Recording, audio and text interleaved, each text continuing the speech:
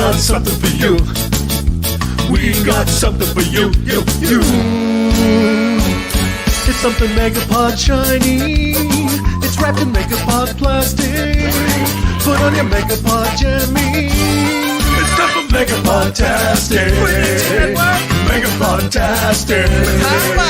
Megapod-tastic. Megapod-tastic.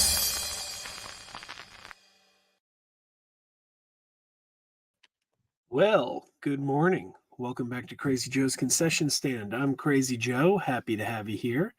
And yeah, welcome to the show. I'm going on. This is wasn't anticipating going on today.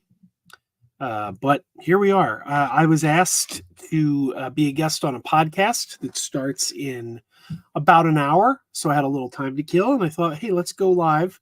I certainly have some things I could talk about, not the least of which is the massive amounts of great physical media that was shipped to my house. There's a bug in here.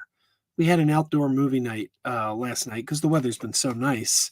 We decided to put the screen out and have an outdoor weather night, but then I have to bring all the equipment back in. And of course, a couple bugs got in while we were doing that. And one of them is just buzzing right around here. But yeah, I got no less than four great titles that were delivered to my house this week on physical media. And I think this might be some kind of record, at least recently. I don't remember the last time I got that many great things in the mail in a single week. So I thought we'd talk about them. But more importantly, I wanted to talk about the need for today's teenagers or 20-somethings to learn theater etiquette. They need to learn theater etiquette because if you watched my review of Five Nights at Freddy's, you'll know I experienced the absolute worst theater experience of my life.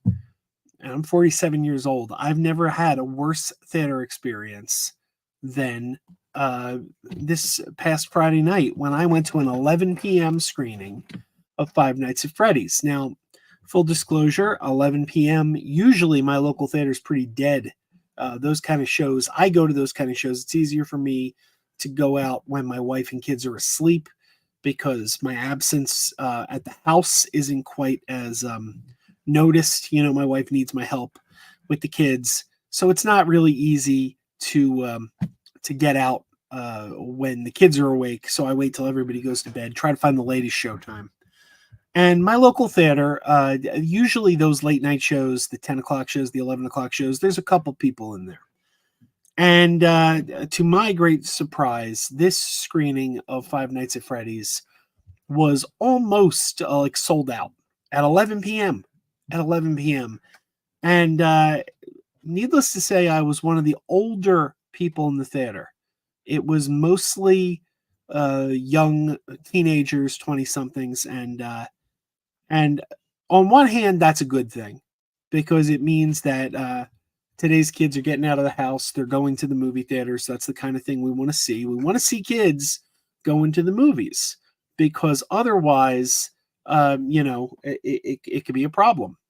If the older generation are the only ones going to the movies and we all die off, then who's going to support the movie theaters? So it's good. It's good to get the younger generation out to the theater. So that's a positive. But I worry that these kids are not being taught proper theater etiquette because maybe it's from being shut-ins for a couple of years during COVID. Their parents weren't taking them out. I don't know. But it was like a free-for-all. It was just screaming and shouting and yelling things at the screen and laughing at things that weren't funny. And it was really disruptive.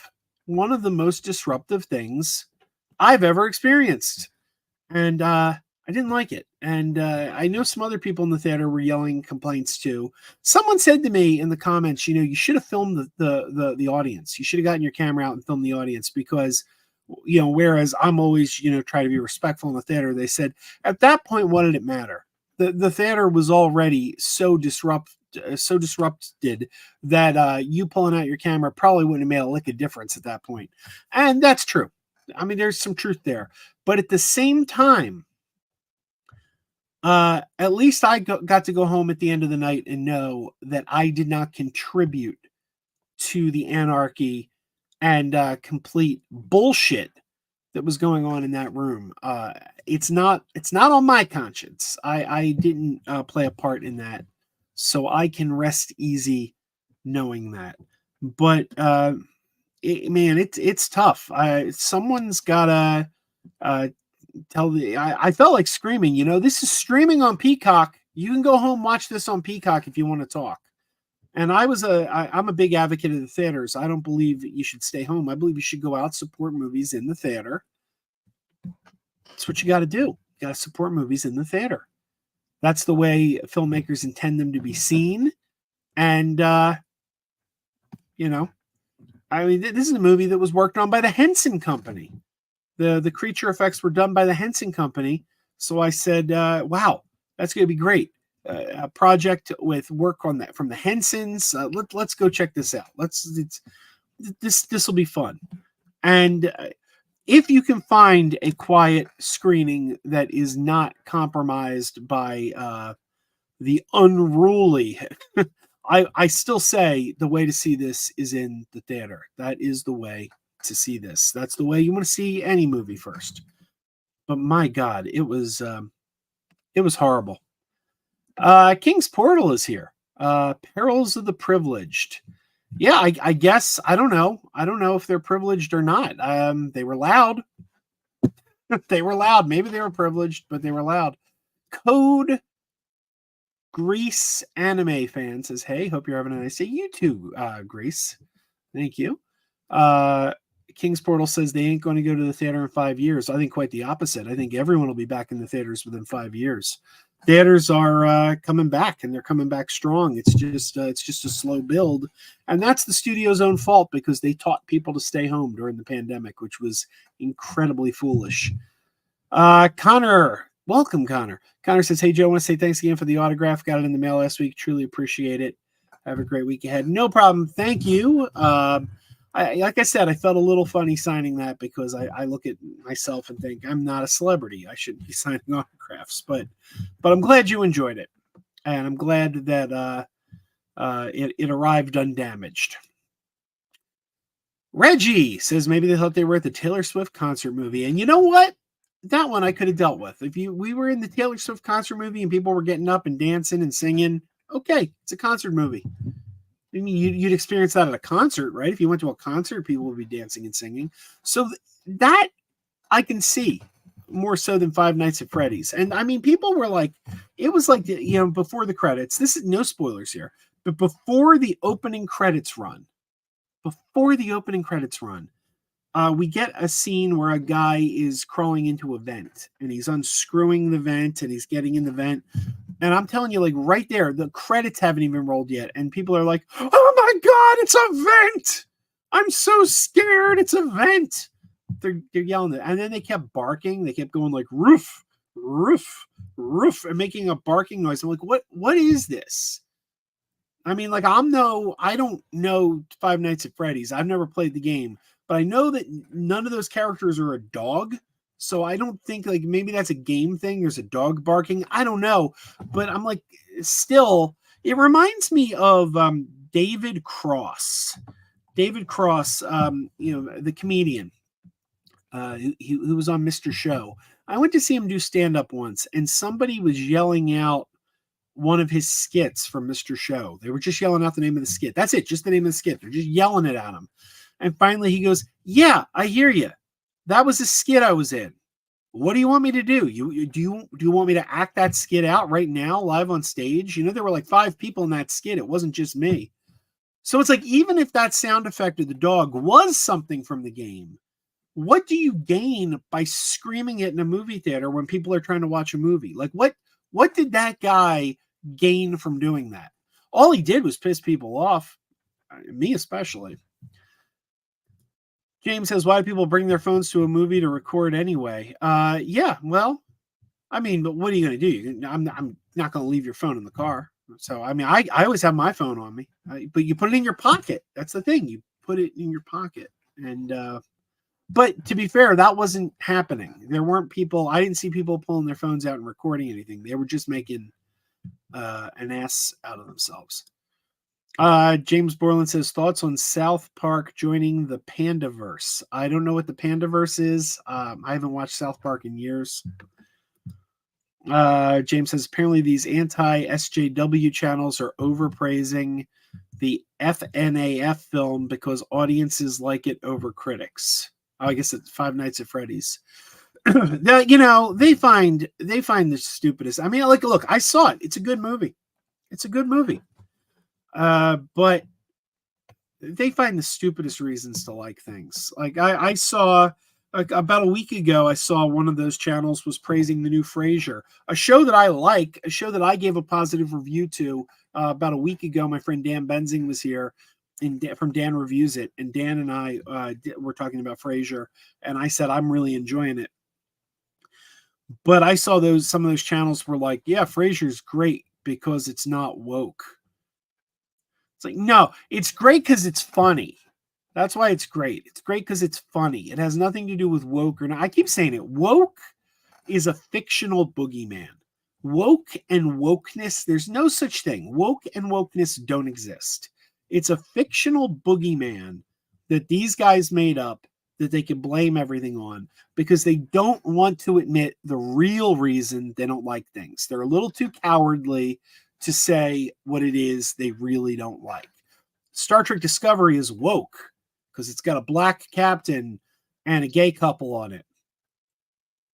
You don't like it because you're racist and homophobic. Captain Marvel, the MCU is woke. MCU, they're all women now. Yeah, because you're a misogynist. That's why you don't like it. Woke is just a code word. It's a code word they stick in there so they can tell you this is why I don't like a thing. But it's not the real reason they don't like it. They made that code word up so that they can avoid telling you the real reason they don't like it. And King's Portal rightfully points out stay woke was taken from black culture. That's right. Unfortunately, the meaning has changed. These guys have single-handedly taken that word and they've given it a new spin. They took something that was a positive and they took it and they turned it into a negative, and then they turned it into a dog whistle for all the reasons you shouldn't like something. You don't like this. It's got, I'm telling you, when they say it's woke, it means it's either got black people, gay people, or women in it. Those are the three things. When they say it's woke, it's got black people, gay people, or women. That's their thing. It's their way of saying we're racist, we're misogynist, and we're homophobic without actually saying those words. That's what woke is. That's the way they use. Yeah, absolutely. Jacob says the most annoying word ever. And with that, let's not talk about that crap anymore. Jacob says, Joe, thought on 94% of the audience for Five Nights at Freddy's this weekend were under the age of 35. Based on my experience, I'd say 94% of the audience was under the age of 20. It was not good, man. It was not good. But the movie was good. Like, the movie's entertaining. But a very similar movie came out 2 years ago, starring Nicolas Cage, called Willy's Wonderland. And Willy's Wonderland is actually a much better movie. So I like Five Nights at Freddy's. Don't get me wrong, it's good.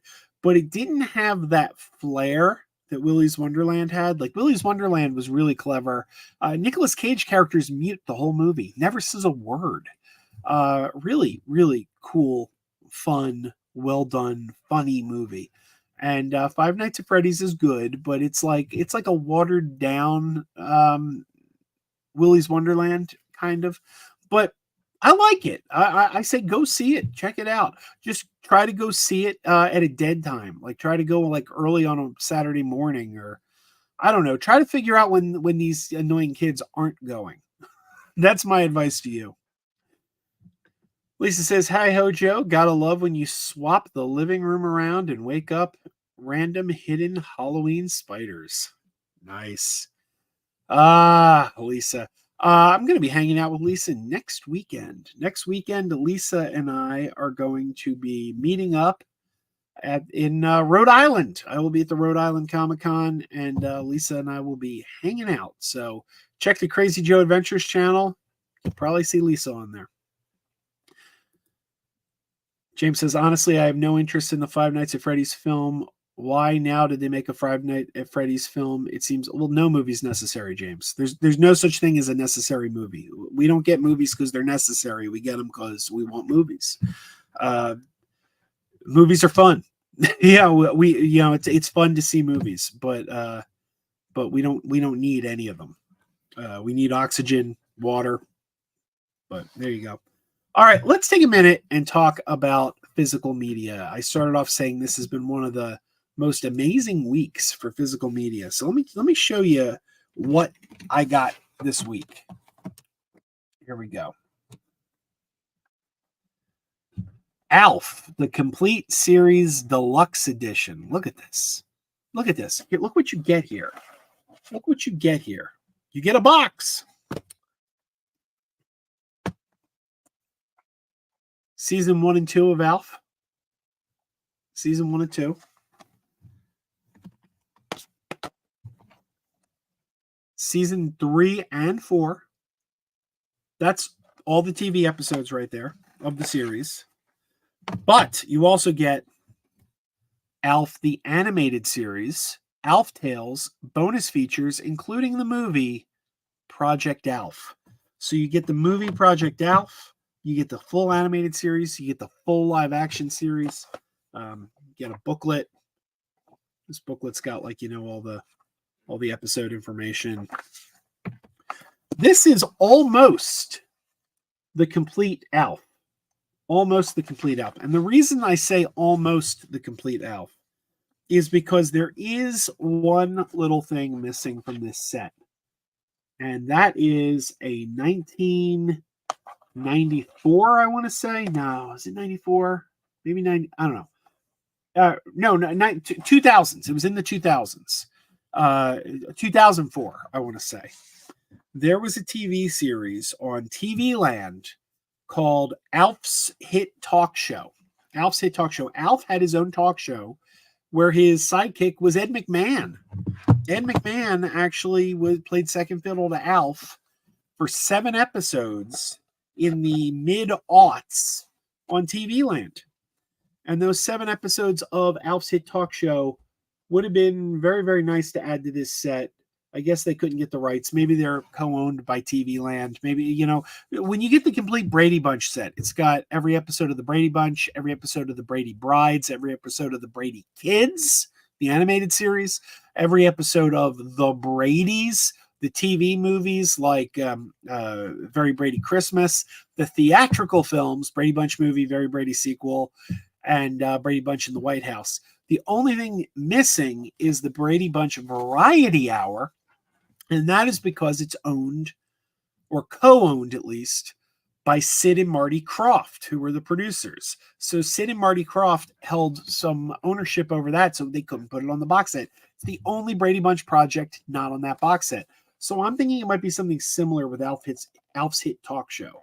It might be co-owned by TV Land, and that's why Shout Factory couldn't get the rights. That's my guess. Also, another thing, these episodes are uncut. If you watch them streaming anywhere, like Peacock's got them all. If you watch them streaming and the old DVD cuts, I can't reach them. I got the old DVDs over there. The old DVD cuts are actually syndicated cuts. So the episodes are missing about a good 5-6 minutes of episode. This is the first time it's ever been on DVD, completely uncut. So there you go. That's number 1. I got 4 box sets here.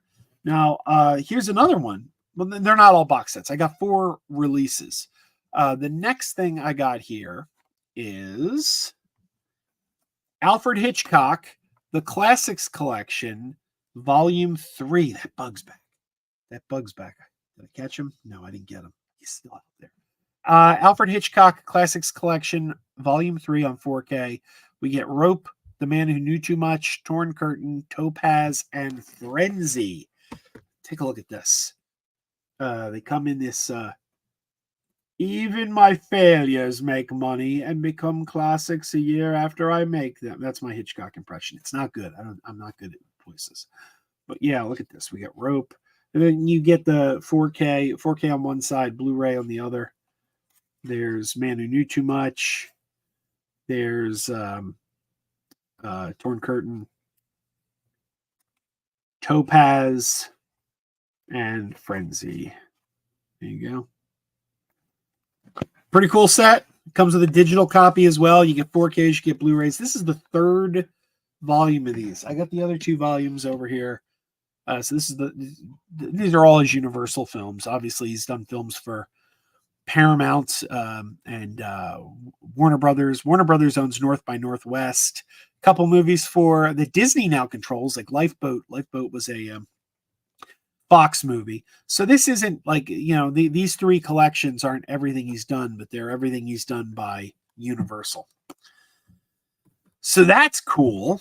And then we got another one. And by the way, some of these don't come out yet. This doesn't come out till Tuesday. I got it early. I ordered it off groove.com, GRUV. And the way they shipped it, it arrived early. This one comes out Tuesday as well. I did a video on the concession stand channel. Blue Beetle. Blue Beetle is now on 4K as of Tuesday, Halloween. So look, there you go. Look at that. They don't give you Blu-rays anymore. They only give you the 4K disc. They used to give you both, but now it's 4K only. But there he is, Blue Beetle. I love this movie. Looking forward to checking this out. Right now, I've kind of been in Halloween mode. I've only been watching movies that have Halloween themes, so I haven't dug into this yet, but I'll be digging into this probably November 1st. And finally, something totally off of the Halloween subject matter. On Blu-ray, the complete Rankin and Bass Christmas collection, 18 holiday favorites. Look at this. This is every Rankin and Bass Christmas special collected together. Now, Rudolph the Red-Nosed Reindeer, Frosty the Snowman, and Santa Claus is Coming to Town were all released on 4K last year. I bought them. I got the 4Ks. But a lot of these are in high definition for the first time. Look, you've got Cricket on the Hearth, Little Drummer Boy. 'Twas the Night Before Christmas, my personal favorite. That's the one with even a miracle needs a hand, and there's more to the world than meets the eye. I love 'Twas the Night Before Christmas. Now it's on Blu-ray. Year Without a Santa Claus, The First Christmas, Frosty's Winter Wonderland, the sequel to Frosty the Snowman. Not Frosty Returns, that was a piece of garbage. The real sequel to Frosty the Snowman, Frosty's Winter Wonderland. That's the one where he gets his wife Crystal. Rudolph's Shiny New Year. My wife and the kids and I watch Rudolph's Shiny New Year every New Year's Eve. The Little Drummer Boy, Book 2. Nestor, the Long-Eared Christmas Donkey. That's a good one. The Stingiest Man in Town. I don't think I know that one. Rudolph and Frosty's Christmas in July. Jack Frost, another good one. Pinocchio's Christmas. I got a weak spot for that one. Leprechaun's Christmas Gold. Don't think I've seen that. And The Life and Adventures of Santa Claus, which was the final ever Rankin and Bass Christmas special, and the final one done in the Animagic style. So I'm pretty excited about this collection. This is, look at that.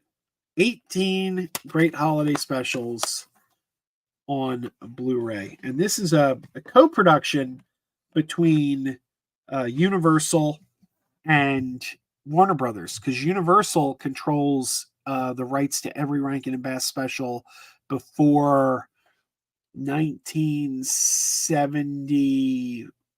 Everyone before 1974 is owned by Universal. Everything after 74 is owned by Warner Brothers. So they collaborated to put this box set out. So there you go. Jacob says, Joe, thoughts on Now You See Me 3 officially moving forward at Lionsgate? My thought is, what took so long? Been waiting years for this movie. I like Now You See Me and Now You See Me Dead. Now You See Me 2 had that dumb subplot about Woody Harrelson playing his own identical twin. I didn't care for that. But generally speaking, I really like the first two. And, the second one had my girl Lizzie Kaplan in it. I haven't heard anything about the casting on part 3. I hope Lizzie Kaplan's coming back. But yeah, there you go. Jacob says Joe SAG-AFTRA and the AMPTP are in the final stretch of agreeing on a new deal. So hopefully this will give a box office boost to those movies that couldn't promote with the stars. Absolutely. Absolutely. Couldn't agree more. Let's get a deal. Let's bring the box office back again. The box office, man, was on a comeback, and then this strike happened, and it came crashing down this year. We need stability. We need stability at the box office. Ryan Cinematics says, hey, Joe, I still believe physical media will live on. I hope so. Reggie says, I really miss Sid and Marty Krofft. I grew up watching their creations. Marty Krofft. Sid, I believe, passed away. Did Sid pass away? I don't know. I don't know. One of them.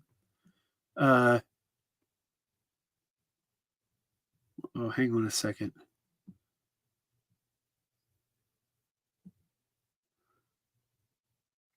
All right. I'm getting a text from my wife.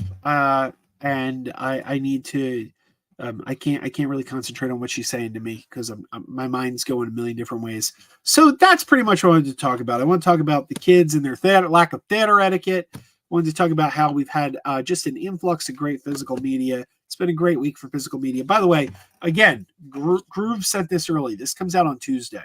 So these all come out on Tuesday. And this is a lesson to you. If you order something on Groove, you may get it before street date. I'm going to wrap this up, though, and I do have a podcast to do in about 40 minutes or so. Thanks for joining me on this Sunday night. And until next time, keep wearing those pajamas. And I lost my end credits, so there you go. Here it is. Keep wearing those pajamas. Keep wearing those pajamas with the plastic feet. Keep wearing those pajamas. Tell everyone you meet. Keep wearing those pajamas with the back door flap. Keep wearing those pajamas. Don't open it, it's a trap. Oh no, it's a trap. Some people call them PJs, some people call them jammies. They can come embroidered with big money and no whammies.